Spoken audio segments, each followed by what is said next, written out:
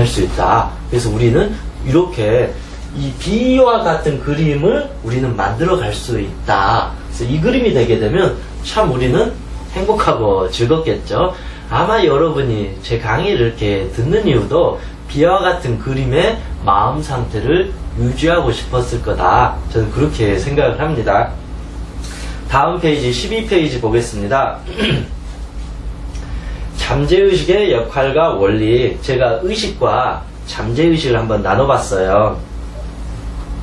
의식은 정신세계, 우리의 정신세계의 한 10% 정도를 관장하고 논리적, 이성적인, 즉 좌뇌적인 성향이 의식이라는 거예요. 말이나 숫자로 조합된 표현, 분석적, 1 더하기 1은 2다. 순간적 기억을 대부분 활용하고, 이와 반해서 어떤 잠재의식, 이 무의식이라는 이 잠재의식은 정신세계의 90%를 관장한다. 그리고 감성적, 충동적, 본능적, 직감, 즉 운해적 성향이 잠재의식과 비슷하다. 이미지나 느낌 등으로 나타내는 언어이다. 창조적이다는 거죠. 또 잠재의식은 1 더하기 1은 꼭 2라는 게 아니라 1 더하기 1은 무한하게 있다. 상당히 어떤 원리를 이해한다라는 것이죠. 단지 그냥 외워서 하는 게 아니라 그냥 모든 것을 그 원리를 전체를 이해해버린다라는 그런 것이고, 모든 기억의 저장 창고가 잠재의식 속에 들어가 있다. 그래서 의식과 잠재의식을 쉽게 우리는 좌뇌 그리고 우뇌라고 또 표현을 하기도 해요. 그래서 요즘에 우뇌, 개발법, 우뇌 사용법 이런 쪽이 많이 그런 어떤 강의나 어떤 그런 학습법들이 어마어마하게 지금 많아지고 있잖아요. 예전에는 IQ가 높으면 공부 잘한다 그랬어요. 그랬잖아요. 이 IQ가 높으면 공부 잘한다 했는데 요즘에는 IQ를 뛰어넘어서 EQ가 오히려 공부를 더 잘하고 장기적으로 또 창의력, 창조성이 발휘된다. 그래서 성공을 하기 위해서는 IQ도 중요하지만 더 중요한 것은 EQ, 그 감성지수. 이 감성지수가 잠재의식이라는 것이죠. 그래서 우리는 잠재의식과 대화를 하게 되면 이러한 어떤 여러분이 갖고 올 수 있는 그 능력들을 찾아올 수 있다. 저는 그렇게 보고 있어요. 여러분들 다 노력하잖아요. 의식적으로. 매일 하루에 10시간씩 학교 수업도 듣고 공부도 하고 야자도 하고 또 새벽에도 공부도 하고 나름대로 다 노력을 하는데 생각처럼 잘 되지 않는 경우가 많잖아요. 그것은 이 좌뇌적인 의식적으로 너무 애쓰다 보니까 여기에서 보듯이 의식은 한 10% 정도를 관장한다라는 것이에요. 그만큼 이게 모든 것을 해결해 주지 않는다. 거의 대부분은 이 잠재의식이라는 영역에서 우리가 학습하게 되고 실제로 배우게 된다. 그런데 우리가 그걸 잘 모르고 아주 작은 의식으로 우리는 항상 공부하려고 하고 애쓰려고 하고 살아가고 있다. 그래서 이제는 의식을 아는 것도 중요하지만 더 깊은 잠재의식이 어떤 것인가를 깊이 알아두면 훨씬 도움이 될 거예요.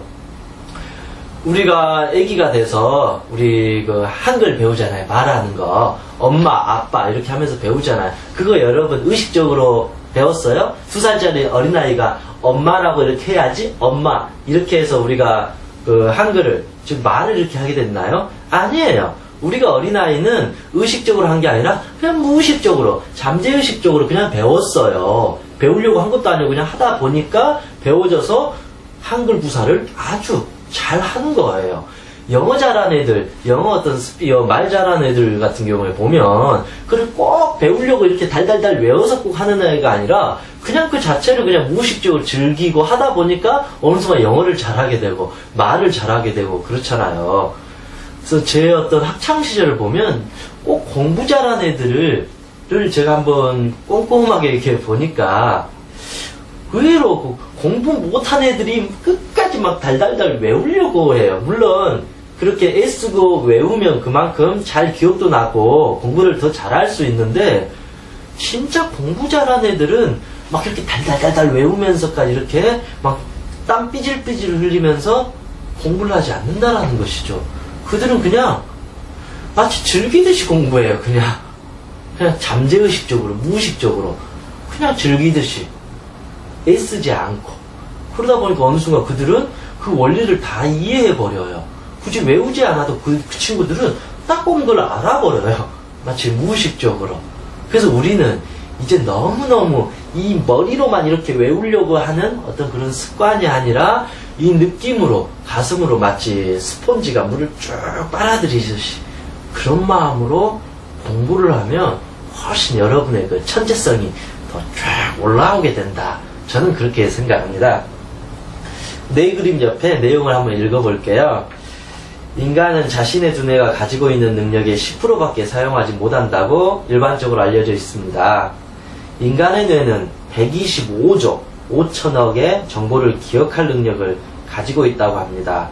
그러나 오늘날의 영재교육을 처음 시작한 글렌도만 박사 같은 이는 우리의 뇌가 일생을 통해서 뇌의 능력의 1000분의 1도 사용하고 있지 못하다고 말하고 있습니다. 이 내용은 우리가 중요한 어떤 이 운해적인, 이 어떤 잠재의식적인 이 뇌를 그만큼 잘 활용하지 못하고 잘 사용하지 못하고 있다. 왜냐하면 이 작은 의식과 같은 이 작은 부분만 너무 우리가 활용하다 보니까 더 많은 것을 쓰지 못한다.